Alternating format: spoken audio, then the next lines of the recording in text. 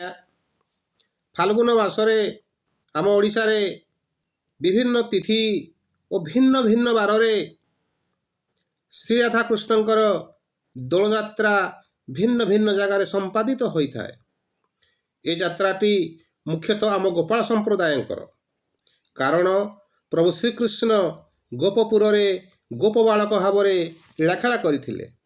ए दोल यात्रा आम गोपाल पुओ माने निजको विभिन्न वेशभूषा सज्जित करिथांती।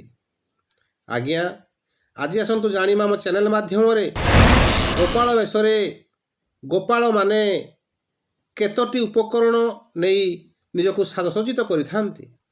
आज्ञा प्रथम पादरे कठाऊ, आज्ञा द्वितीय सिंगा, तृतीय काछेटी, चतुर्थ कज्वल, आज्ञा पंचम केश, षष्ठ फूलमाल, आज्ञा सप्तम मथारे सिंदूर, आज्ञा अष्टम बंशी, नवम पैता, आज्ञा दशम छता, आज्ञा एकादश मथारे गोचिना बा गोरुचिना, आज्ञा द्वादश फुलणा और त्रयोदश हाथ लौड़ी।